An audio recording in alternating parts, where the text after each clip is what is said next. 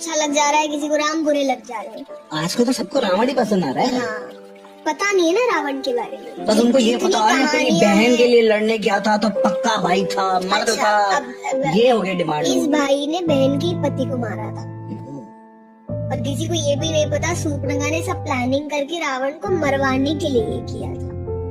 जब उन्होंने पहली बार श्री राम को देखा था वन में, क्योंकि वो उनके एरिया में थे शूर्पणखा के, उसने देखा, उन्होंने शक्ति देखी, वो समझ गई यही है जो इसको खत्म कर सकता है। इसलिए वो जानबूझ के उनके पास गई। फिर वो सारी कथाएं हुई, फिर वो अपने भाई के पास आई, फिर भाई को भड़काया कि उनके साथ जो पत्नी है वो अति सुंदर है, वो तो लंका की महारानी होनी चाहिए।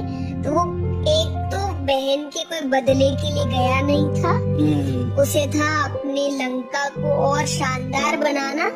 वो शानदार सुंदर रानियों से बन सकता है, तो वो इन चीजों के लिए गया। दूसरा, ये भी अगर किसी को नहीं पता है, he was a rapist, please go and read about it।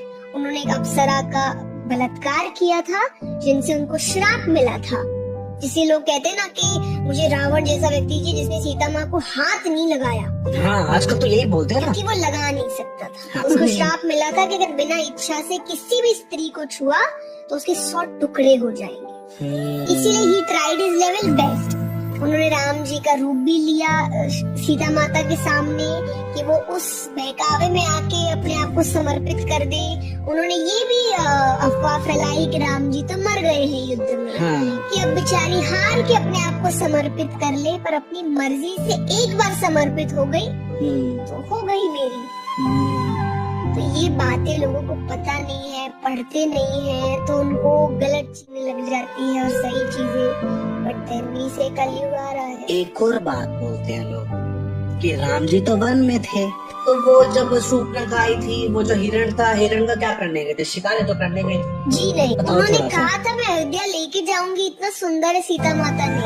फिर जब वो बहुत देर तक नहीं आया तब राम जी समझ गए थे ये हिरण नहीं है, इसीलिए उन्होंने एंड में तीर चलाया। समझने के बाद कि ये हिरण नहीं है, ये कुछ मायावी है।